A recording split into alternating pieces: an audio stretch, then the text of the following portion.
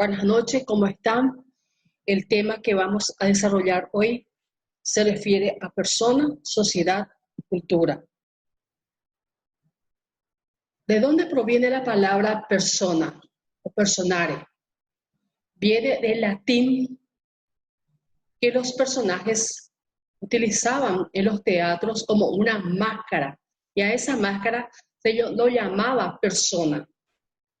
Desde la óptica sociológica puede definirse persona como un ser sociable que vive, se desarrolla en la sociedad y al mismo tiempo también actúa con un carácter individual. La Convención Americana, lo que establece en su artículo 4, le da la protección a la persona desde su concepción, a que respete su vida. Este derecho estará protegido por la ley y en general a partir del momento de la concepción. ¿Qué viene a ser un instinto? El instinto es, o viene a ser una pauta de comportamiento compleja y determinada genéticamente. Esta conducta instintiva son las que permiten, en cierto sentido, la evolución, adaptación del ser humano a diversas realidades. Según el instinto, el concepto viene a ser un límite entre lo anímico y lo somático, con un representante psíquico de los estímulos procedentes del interior del cuerpo que arriban al alma, y con una magnitud de exigencia del trabajo impuesta a lo anímico a consecuencia de su conexión con lo somático. O sea, lo que viene a ser el instinto es lo que la persona humana siente en el interior que está determinado genéticamente. La madre, cuando tiene entonces una preocupación, siente que cuando su hijo se encuentre en un peligro, eso es un instinto de madre. Cuando su hijo tiene hambre, entonces siente que el hijo está necesitando, como decimos nosotros, tiene una corazonada. Es a eso entonces lo que nos referimos cuando hablamos del instinto de madre.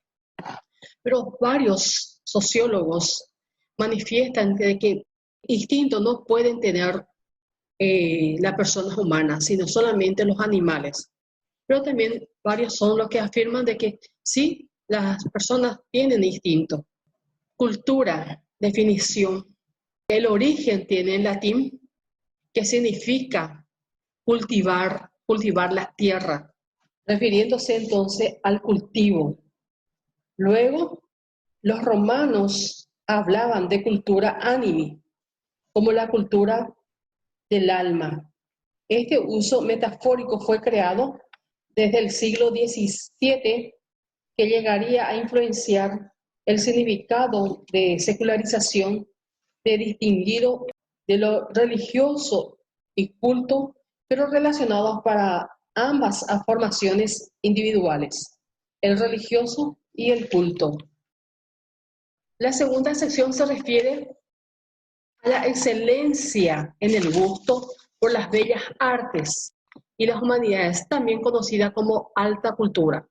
O sea que nosotros acá tenemos dos definiciones. Uno es lo que se refiere entonces a los valores, costumbres y creencias que se practican en una sociedad. Y el otro es el gusto que se tiene por las artes. La evolución histórica de la cultura surgió en la nobleza y la burguesía de Alemania del siglo XVIII, las cuales crean las condiciones económicas de un modo de producción capitalista que protege el nacimiento y desarrollo de la clase media.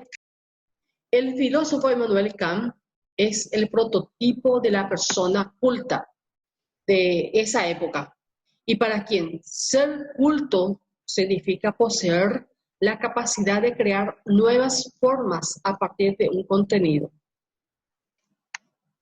Según Froissart, de 1994, una costumbre alemana empleó el término Die Kultur para dar un significado aproximado al de la civilización, acuñado en Francia en los siglos VII y XVIII, para referirse a todo lo que las sociedades antiguas permiten ver de sí mismas las acepciones científicas del término cultura. Y de acuerdo con el Diccionario de las Ciencias Sociales, UNESCO, de 1975, tuvo su origen a mediados del siglo XIX en Alemania.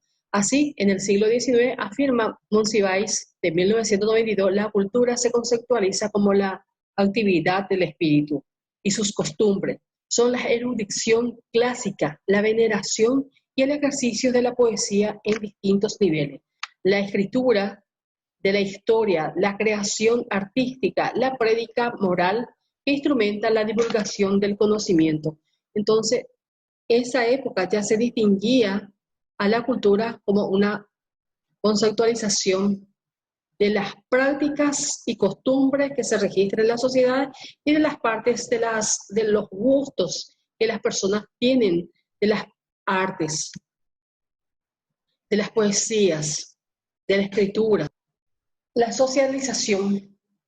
La socialización viene a ser un proceso de flujo entre persona y su semejante. O sea que según los sociólogos, la socialización es un proceso mediante el cual se inculca la cultura a los miembros de la sociedad.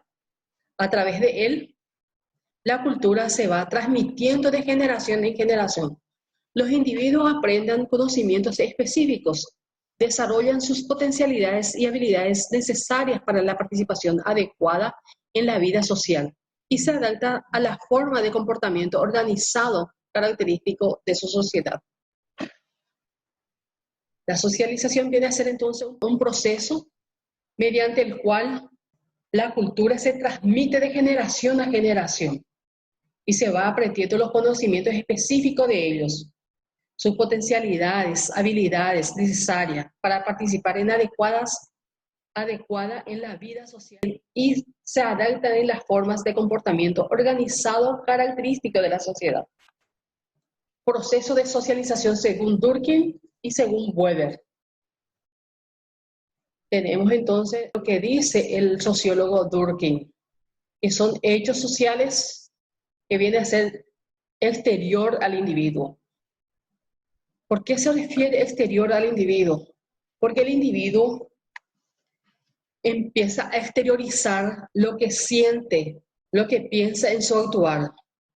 O sea que la sociedad posee sobre el individuo un poder de coerción.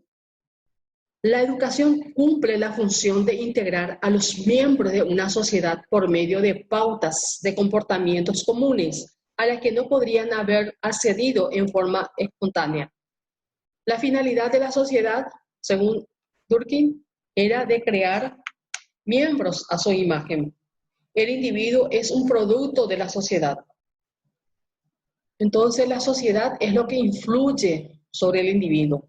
Cada acción, cada actuar, cada sentir que exterioriza el hombre es por la influencia que recibe de la sociedad. Según Weber, la sociedad no puede existir sin la acción de los individuos. El punto de partida de los hechos sociales son las acciones del individuo. La acción social, toda acción orientada en un sentido en el cual está referido las acciones de otros. Relaciones sociales, acciones sociales recíprocas. La sociedad son los sujetos actuantes en la interacción. O sea que toda mi acción es por lo que yo tengo un fin y de acuerdo al fin que yo tengo es lo que yo actúo. Yo tengo que recibir en forma recíproca esa acción para que yo pueda entonces tener un objetivo y actuar. Agentes de la socialización. En primer lugar, tenemos la familia, es donde nace la criatura. Es el primer agente que recibe al niño al nacer. Es donde el niño ya encuentra esta sociedad y ya viene entonces implementado la influencia para que pueda cumplir el niño. El barrio, las escuelas, las parroquias también son muy importantes en la formación del niño.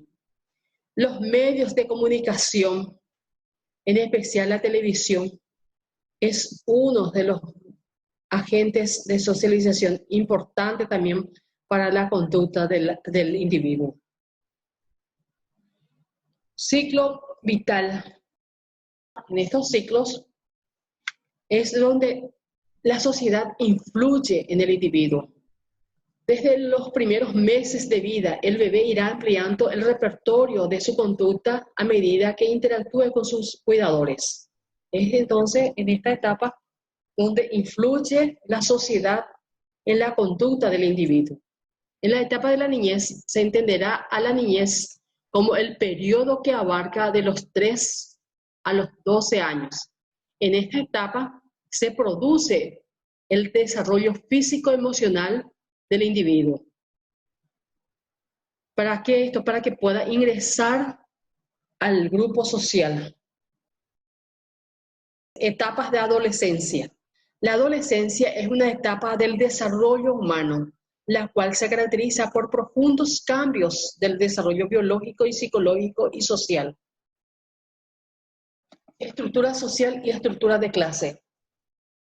La estructura social se refiere a la forma que adopta el sistema de las relaciones entre el individuo de una sociedad o grupo. ¿Cómo yo acepto y me adapto a esas normas de la sociedad? Eso es lo que se refiere entonces a la estructura social. En la teoría sociológica hay dos tipos de estructura social. Uno es la institucional y la otra es la relacional.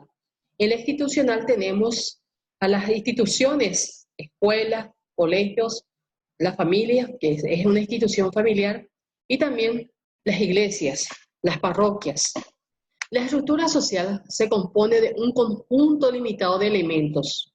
¿Cuáles son estos elementos? Vienen a ser los individuos, los grupos comunitarios, los valores, las instituciones y grupos asociativos, y de las relaciones pautadas que se establecen en su seno y entre ellos lo que varían según los diversos paradigmas. Estructura de clases. Las clases sociales es una forma de estratificación social en la que cierto grupo de personas se caracterizan ya sea por su posición económica, social o dentro de una burocracia con fines comunes. Entonces, la estructura social viene a ser las clasificaciones sociales. La clasificación de clase ya viene a ser la clase alta, la clase baja y las clases medias. Estas son entonces las divisiones que sufre la sociedad. El modelo de acumulación. Es el modelo de acumulación que es un concepto de un menor nivel de abstracción que el de modo de producción, pero mayor que el de modelo económico. Habitualmente este último se refiere a un conjunto de medidas de políticas económicas tendientes a encauzar la producción del capital en un sentido determinado. ¿Qué nos quiere decir esto? De que en ese marco, el concepto de modelo de acumulación es más abarcativo en la medida en que no se circunscribe exclusivamente a las políticas económicas, pero a su vez, como se señaló, tiene un nivel de especificidad mayor que el modelo de producción, a pesar que la tendencia del capital es hacia igualación de las tasas de ganancias y a la conformación de precios internacionales de producción. Los modelos de acumulación vigentes en los distintos espacios nacionales no se encuentran determinados inequívocamente por las condiciones imperantes del mercado común. Para que se pueda entender mejor, este modelo de acumulación es lo que fija el Estado en forma igualitaria. ¿Para qué? Para que pueda haber una equitativa distribución, ya sea de tasas de ganancias y a la conformación de precios internacionales. A eso se refiere entonces lo que viene a ser, por eso lo que nos dice de que este modelo de acumulación es distinto a los espacios nacionales. No se encuentra determinado inequívocamente por las condiciones imperantes en el mercado mundial. No es porque en el mercado mundial yo consigo por un precio altos y yo tengo que vender lo que yo produzco acá por un precio alto, sino es lo que yo entonces debo de fijar de acuerdo a lo que es la producción, en forma equitativa, en forma igualitaria de las ganancias que se pueda percibir. En el modelo de acumulación tiene por objetivo retomar la unidad económica política del capital. Se trata de pensar lo económico y lo político, no como esferas autónomas e independientes, sino como diferencia en el seno de la unidad, en las cuales se dan explotación, economía y dominio político. Efecto de balance. El balance social es aquel estado que refleja información numérica correspondiente a la situación en que se encuentra la organización en todo lo relacionado con el tema social. Es un complementario al balance financiero y es una memoria que la empresa publica anualmente dando cuenta de los proyectos, beneficios y acciones sociales dirigida esto a los empleados, inversionistas, analistas, accionistas y a la comunidad. Es también un instrumento estratégico para avalar y difundir el ejercicio de la responsabilidad social. El efecto de la balanza social hace conocer la situación en que se encuentra la organización relacionada al tema social. Viene a ser un informe de los proyectos, beneficios y acciones sociales.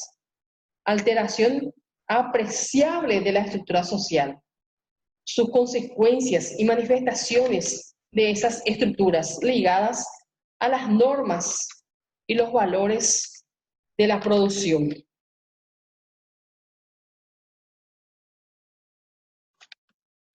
El cambio social. ¿Cómo puede suceder un cambio social? Bueno, nos dice entonces la definición de que viene a ser una alteración apreciable de la estructura social. Las consecuencias y manifestaciones de esa estructura ligada a las normas, los valores y a los productos de los mismos. Incluye aspectos con el éxito y el fracaso de diversos temas políticos como la globalización, la democratización, el desarrollo y el crecimiento económico. También consiste en la evolución constante de la sociedad. Entonces viene a ser la alteración que sufre la sociedad.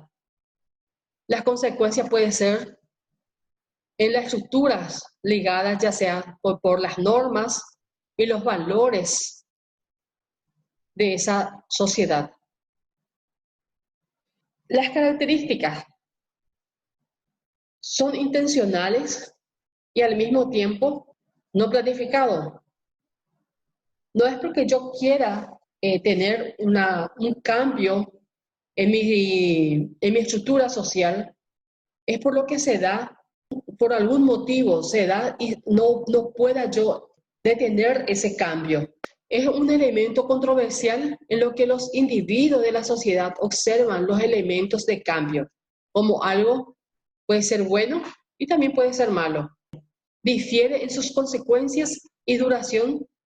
Muchas veces ocurre, sus efectos pueden observarse en un periodo de corto a largo plazo. Ajuste estructural, repercusiones de ajuste. Los ajustes estructurales comprenden medidas estabilizadoras. ¿Para qué esto? Para que reduzcan entonces la demanda y la medida estructural que actúan sobre las ofertas. La política de estabilización intenta corregir que los excesivos déficits de los presupuestos públicos y de la balanza de pagos, debido a una demanda superior a la oferta del país. El retorno al equilibrio, conceptos básicos de ortodoxia económica, se conseguirá mediante una política de reducción enérgica de la demanda, que ajuste el consumo interno del país a su capacidad de producción. Esta intervención macroeconómica debe dar sus frutos en el corto plazo, 1 o 2 años, utilizando instrumentos política monetaria y presupuestaria. Se trata definitivamente de un verdadero plan de austeridad, de un ajuste recesivo que conduce a una interrupción o incluso a una caída en el crecimiento de producción nacional. Muchas gracias, espero que hayan comprendido y las dudas que tengan, me gustaría que me escriban por el foro o en las conferencias. Muchísimas gracias.